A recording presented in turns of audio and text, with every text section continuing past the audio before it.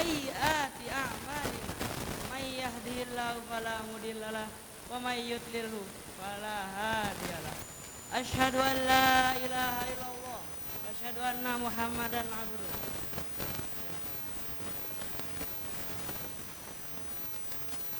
Insyaallah pada malam hari ini ana akan menyampaikan 3 pembatal keislaman. Yang pertama yaitu syirik. Ya, kebanyakan udah pada tahu lah syirik. Tapi untuk yang nggak tahu, yaitu menjadikan sekutu atau menjadikannya sebagai perantara antara dirinya pada Allah. Contohnya ya ibadah pada kuburan lah, kurban pada jin lah, ya ada aja lah buat orang-orang. Allah Ta'ala berfirman, Innallaha la yaghfiru may yushrika bihi wa yaghfiru ma duna dzalika liman yasha. Sesungguhnya Allah tidak akan mengampuni dosa syirik, namun Ia mengampuni dosa-dosa selainnya.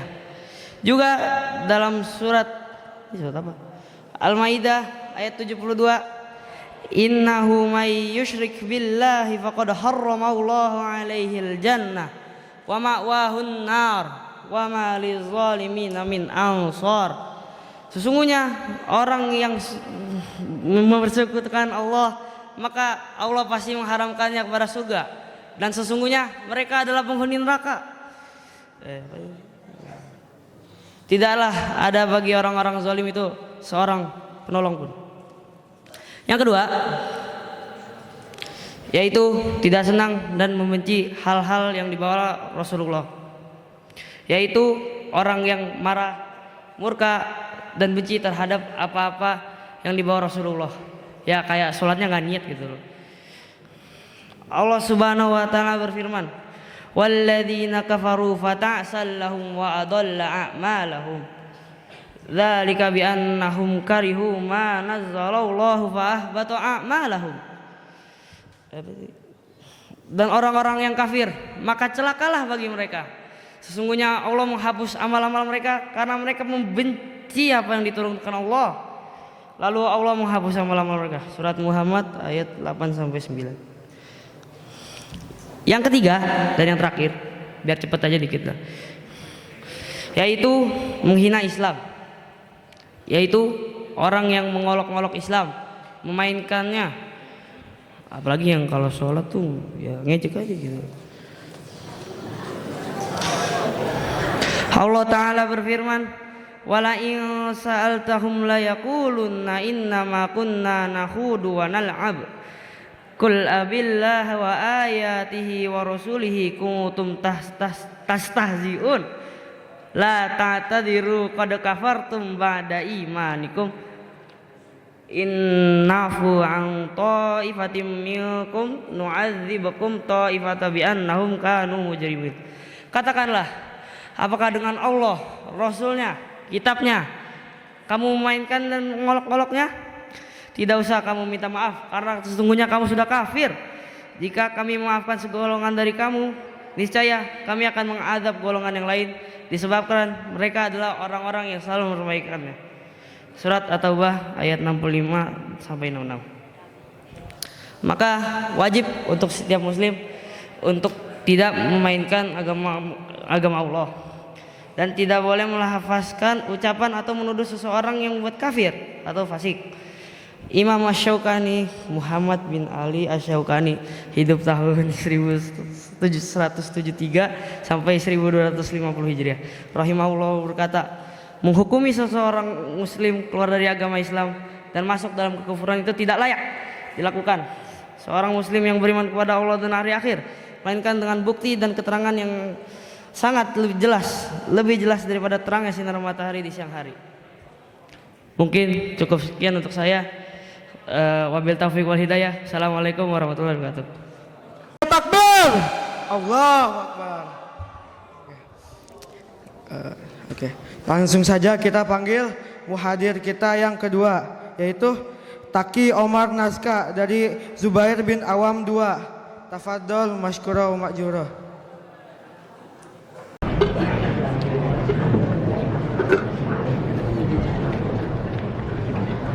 Assalamualaikum warahmatullahi wabarakatuh. Innal hamdalillah nahmaduhu wa nasta'inuhu wa nastaghfiruh wa na'udzu billahi min shururi anfusina wa min sayyiati a'malina. May yahdihillahu fala mudilla lahu wa may yudlil fala hadiya lahu. Asyhadu an la ilaha illallah wa asyhadu anna Muhammadan abduhu wa rasuluh. Amma ba'd. Pada malam hari ini saya akan menyampaikan modul kubro yang berjudul sabar. Sabar berasal dari bahasa Arab as-sabru yang berarti mencegah atau menahan diri dari sesuatu. Sedangkan menurut istilah menurut syariat, sabar adalah mencegah diri dari sikap mengeluh baik dalam ucapan maupun perbuatan. Keutamaan sabar: 1. Allah memberikan pahala sebanyak-banyaknya kepada orang bersabar, seperti dalam firman-Nya, "Innama yuwaffas sabiruna ajrahum bighairi hisab." Hanya orang-orang yang bersabarlah yang disempurnakan pahalanya tanpa batas. Quran Surat Az-Zumar ayat 10. Yang kedua, Allah bersama orang-orang yang sabar. Yang ketiga, Allah mencintai orang-orang yang sabar. Dan yang keempat, Allah selalu memuji orang-orang yang sabar dengan memberikan karunia dan hidayahnya. Yang kelima, sabar mengantarkan kepada surga dan menjauhkan dari neraka. Dan yang keenam atau yang terakhir, menjadi salah satu penyebab diampuninya dosa dan kesalahan. Demikian waktu dari saya. Semoga bermanfaat. Assalamualaikum warahmatullahi wabarakatuh. Muhadarahnya meskipun agak singkat tapi tetap bermanfaat ya. Selanjutnya kita panggil muhadir ketiga kita, yaitu Malikia Gadang Diantara dari Ali bin Abi Thalib 5. Tafadhol bersama. Bismillah. Assalamualaikum warahmatullahi wabarakatuh. Innal hamdalillah nahmaduhu wa nasta'inuhu wa nastaghfiruh wa na'udzu billahi min shururi anfusina wa min sayyiati a'malina. Man yahdihillahu fala mudilla lahu wa man yudlil fala hadiya lahu. Asyhadu an la ilaha illallah wahdahu la syarika lahu wa asyhadu anna Muhammadan 'abduhu wa rasuluh la nabiyya wa la rasula ba'da. Amma ba'd. Hadirin sekalian yang dirahmati oleh Allah Subhanahu wa taala. Pada kesempatan yang mulia kali ini, kita akan merenungkan bersama tentang satu syiar Islam yang agung, yang berkumandang 5 kali sehari, menyeru kaum muslimin untuk menghadap ke kiblat, menunaikan ibadah yang paling utama setelah kedua kalimat syahadat, yaitu salat. Syiar tersebut adalah azan, dan betapa mulianya kedudukan seorang yang mengumandangkan azan, yaitu para muadzin. Allah Subhanahu wa taala berfirman dalam Quran surah Al-Fussilat ayat 33. Wa man ahsanu qawlan mimman da'a ila Allah wa 'amila shalihan wa qala innani minal muslimin. Siapakah yang lebih baik perkataannya daripada orang yang menyeru kepada Allah, mengerjakan amalan-amalan soleh, dan dia berkata, sungguh aku termasuk orang-orang muslim yang berserah diri. Ayat ini meskipun maknanya sangat luas, para ulama tafsir tetap menafsirkannya bahwa azan adalah salah satu dari dalil tersebut. Seruan kepada Allah adalah sebaik-baik perkataan, dan azan adalah seruan yang paling jelas dan lantang untuk menghamba kepadanya. Rasulullah SAW juga bersabda terkait banyaknya kabar gembira dan keutamaan bagi para muadzin. Di antaranya adalah hadis yang diriwayatkan oleh Imam Muslim dari Abu Hurairah radhiyallahu anhu bahwa Rasulullah SAW bersabda, apabila diseru untuk sholat atau dikumandangkannya azan, setan akan lari sambil mengeluarkan kentutnya hingga ia tidak mendengar suara azan. Ketika azannya selesai dikumandangkan, setan itu kembali. Dan ketika iqamah dikumandangkan, setan itu kembali melakukan hal yang sama.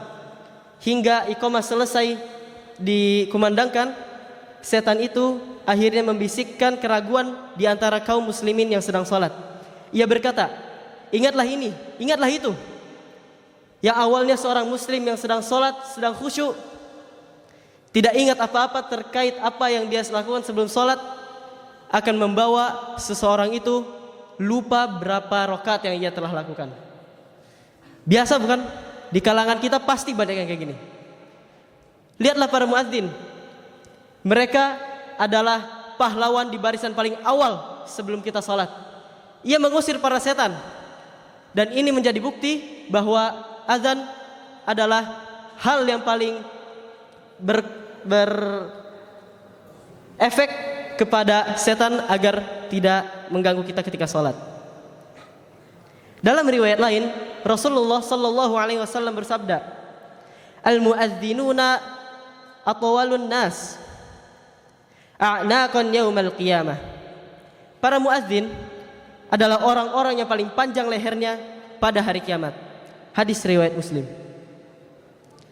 Para ulama menjelaskan bahwa makna panjangnya leher para muadzin bukan artinya para muadzin ketika nanti di hari akhir menjadi jerapah. Gak mungkin, akhwah. Kita manusia beda sel-selnya. Tetapi panjangnya leher di sini berartikan bahwa ketinggian derajat dan kemuliaan mereka di hadapan Allah Subhanahu wa taala di hari kiamat. Kita ambil satu contoh. Lihat Bilal bin Rabah. Mulia bukan? Ia bahkan dikenang di sejarah Islam sebagai muadzin pertama yang mengumandangkan azan. Dan menjadi salah satu sahabat Rasulullah yang dicintai. Atau juga bisa bermakna banyaknya pahala dan kebaikan yang mereka peroleh sehingga mereka menonjol di antara manusia-manusia yang lainnya pada hari kiamat kelak.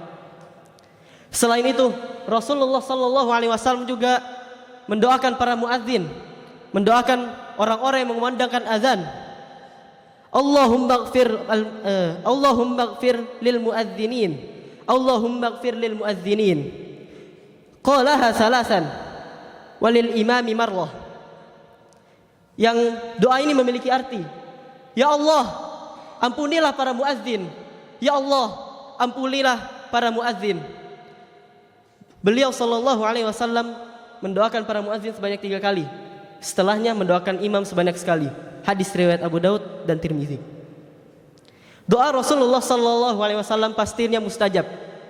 Maka betapa beruntungnya para muadzin, orang-orang yang senantiasa menyerukan azan, karena mereka mendapatkan doa ampunan dari Nabi yang mulia sallallahu alaihi wasallam. Sejauh ini kita rangkum, ikhwah. Azan adalah seruan paling mulia.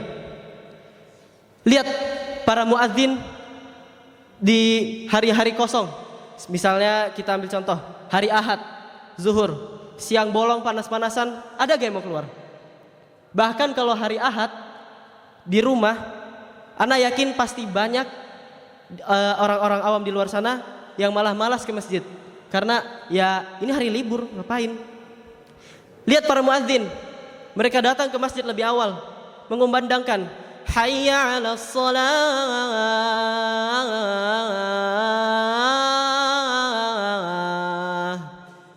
Mari kita menunaikan salat. Mari kita menunaikan salat.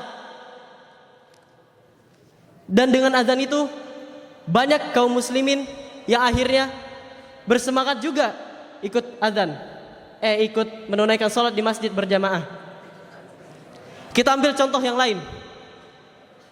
Pada pagi-pagi, gulab gulita, ketika segelintir orang di bumi melaksanakan salat malam dan salat witir, berdoa banyak-banyak kepada Allah.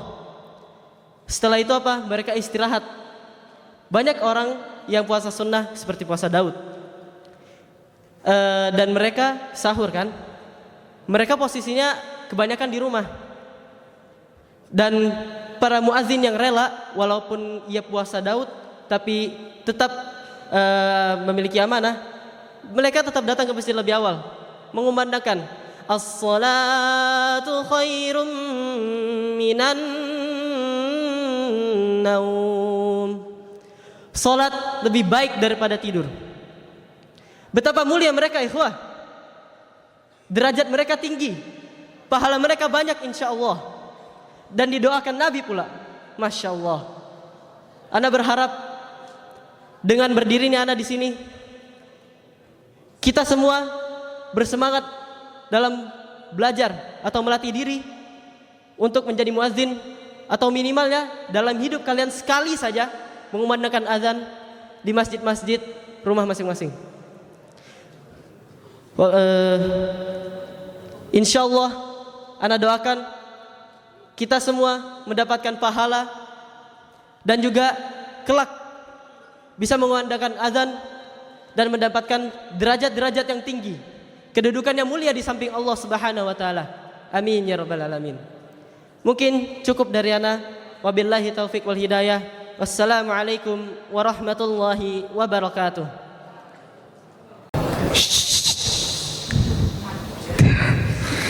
Oke. Kok ribut nih? Mau dipanggil? Oke. Masya Allah ya muhadarahnya. Oke. Sekarang kita lanjut ke muhadir kita yang keempat, yaitu Al-Fatih Atta Nahendra dari Abu Bakar As-Siddiq II. Tafadhol masykuran.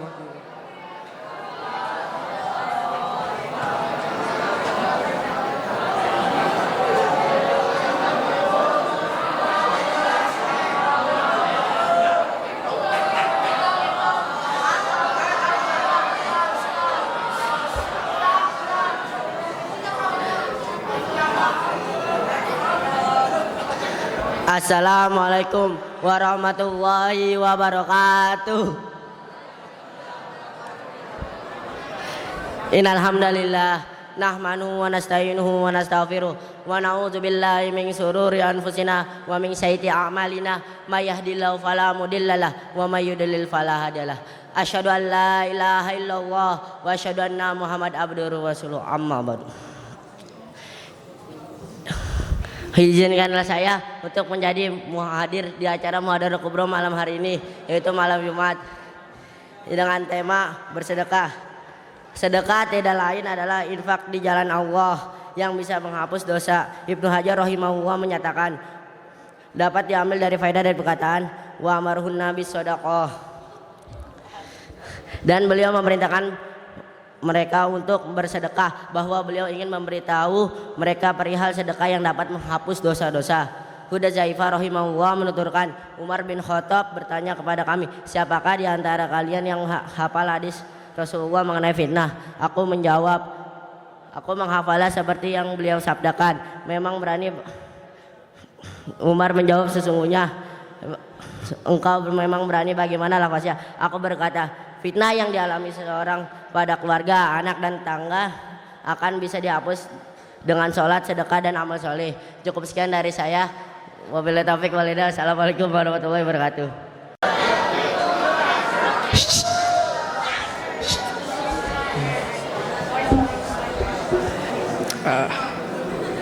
Diam dong. Masya Allah ya muhadarahnya, meskipun agak cepet ya, kayak lagi speedrun gitu. Ya.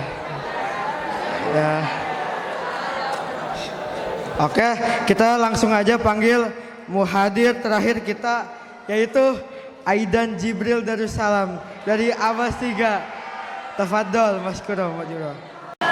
Salam ya. Assalamualaikum warahmatullahi wabarakatuh. Innal hamdalillah nahmaduhu wa nasta'inuhu wa nastaghfiruh wa na'udzu billahi min sururi anfusina wa min sayyiati a'malina. May yahdihil fala mudhillalah wa man yudlilhu fala hadiyalah. Wa asyhadu an la ilaha illallah wahdahu la syarikalah wa asyhadu anna Muhammadan abduhu wa rasuluh. Amma ba'd. As you guys know, no matter how small the goodness and the injustice that we do, it will be shown in the afterlife. The difference is the injustice that we do will prevent us from achieving happiness in the afterlife.